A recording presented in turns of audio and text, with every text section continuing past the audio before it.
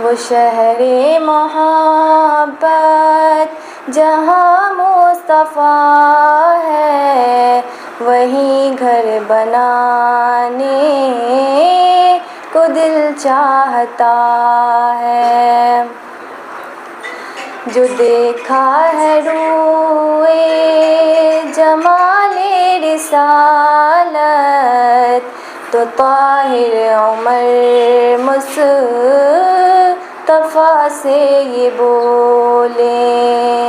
جو دیکھا ہے روئے جمال رسالت، تو طاہر عمر مصطفیٰ سے یہ بولے۔ بری آپ سے دشمنی تھی مگر اب غلامی میں آنے کو دل چاہتا ہے۔ وہ شہر محبت جہاں مصطفیٰ ہے، وہیں گھر بنانے کو دل چاہتا ہے۔ الحمدللہ، آج ہم لوگوں کے لیے بہت ہی سعادت کی بات ہے کہ آج یہاں اللہ کے فضل و کرم سے افتتاح بخاری ہونا ہے۔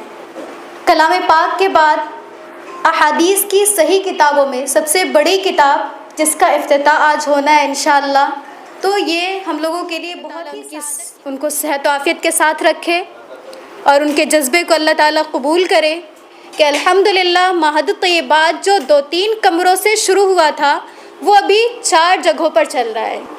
یہ اللہ تبارک و تعالیٰ کی مہربانی ہے اور یہ اللہ کا خاص فضل ہے۔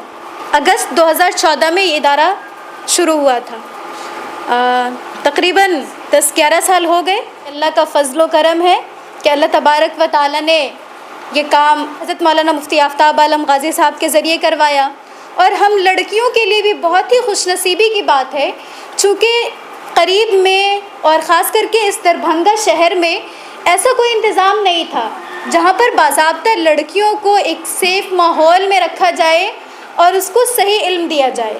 اور یہ رواج جو چلتا آ رہا ہے کہ لڑکوں کو تو لوگ پڑھا ہی لیتے ہیں، کچھ نہ کچھ پڑھا دیتے ہیں، لیکن لڑکیوں کے معاملے میں اتنا نہیں ہے جتنا لڑکوں کے بارے میں۔ لیکن الحمدللہ اس ادارے کی وجہ سے کچھ نہ کچھ اس میں بھی تبدیلی آئی اور لڑکیوں کا پڑھنا آسان ہوا، خاص کر کے دینی علم پڑھنا آسان ہوا۔ عصری علوم تو لوگ حاصل کر بھی لیتے ہیں لیکن اس میں پیچھے رہ جاتے ہیں۔ الحمدللہ آج ہمارے سامنے نسیمہ صاحبہ تشریف فرما ہیں، ہم ان کے بھی بےحد شکر گزار ہیں اور انہیں خوش آمدید کہتے ہیں، ان کو مبارکباد پیش کرتے ہیں، اور ہم لوگ خود یہ خوشی محسوس کر رہے ہیں کہ اللہ کا شکر ہے جو آپ آئیں۔ علم حاصل کرنا، اس پہ عمل کرنا ضروری ہوتا ہے، نہیں تو فارسی کا ایک شعر ہے کہ علم چندہ کے بیشتر خانی، شو عمل در تو نیست نادانی، نہ محقق بود نہ دانش مند، چار پائے برو کتابیں چند۔ کہ اگر ایک انسان صرف علم حاصل کر لیتا ہے، اس پر عمل نہیں کرتا، تو وہ ایسا ہی ہے جیسے گدھے پر کچھ کتابیں لاد دی گئی۔ تو ہمیں ویسا نہیں بننا ہے انشاءاللہ، ہمیں علم حاصل بھی کرنا ہے اور انشاءاللہ اس پر عمل بھی کرنا ہے۔ ماحول ایسا بنا ہوا تھا کہ کئی ساری برائیاں تھیں، غرض یہ کہہ لیا جائے کہ ہر طرح کی برائی موجود ہے تو کچھ غلط نہ ہوگا، لیکن اس کے باوجود رسول اللہ صلی اللہ علیہ وسلم پہ جو پہلی وحی آئی اس میں کہا گیا تھا اقرأ بسم ربک الذی خلق، آپ پڑھیے اپنے اس رب کے نام سے جس نے آپ کو پیدا کیا ہے۔ لہٰذا ہمیں سب سے پہلی بات جو کہی گئی، سب سے پہلی وحی جو بھیجی گئی وہ یہی تھی کہ آپ پڑھیے، اور رسول اللہ صلی اللہ علیہ وسلم نے فرما دیا کہ العلم نور، علم روشنی ہے۔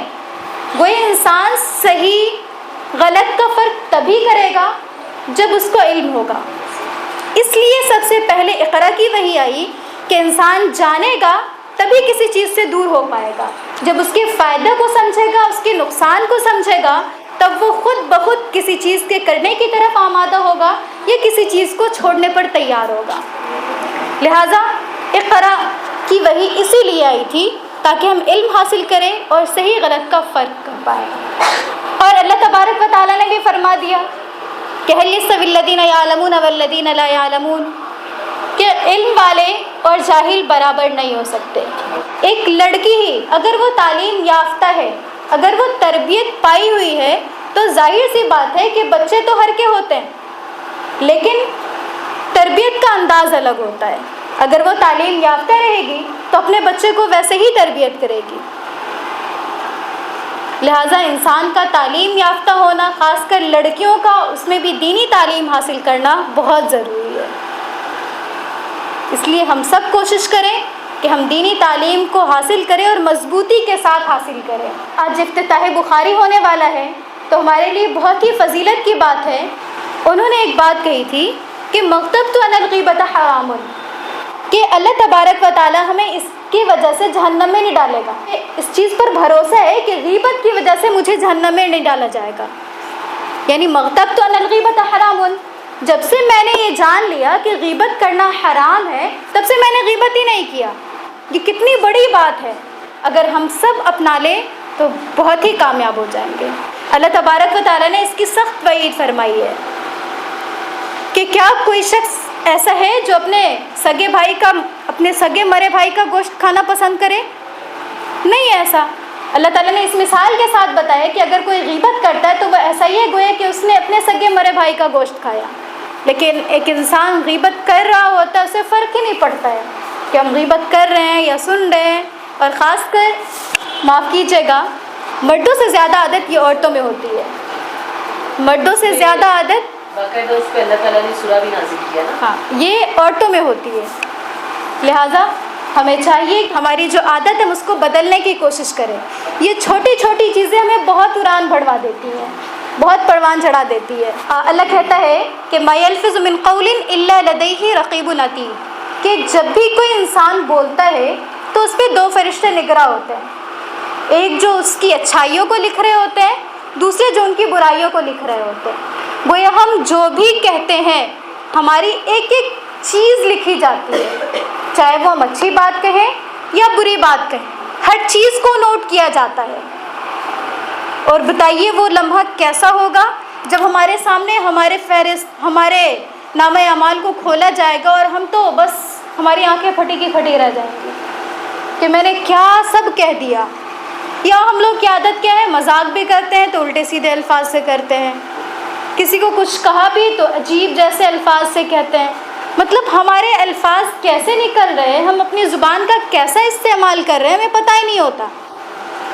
اسی لیے کہا گیا ہے کہ اس کی جسامت تو بہت چھوٹی ہوتی ہے، لیکن اس سے ہونے والے جو گناہ ہوتے ہیں وہ بہت بڑے ہو جایا کرتے ہیں۔ لہٰذا ہم تمام کو یہ چاہیے کہ ہم اپنی زبان کی حفاظت کریں، ہم زبان سے صحیح الفاظ کہیں، اور امام بخاری رحمہ اللہ کی جو صفات ہیں ان کو اپنے اندر لانے کی کوشش کریں۔ وما علینا الا البلاغ۔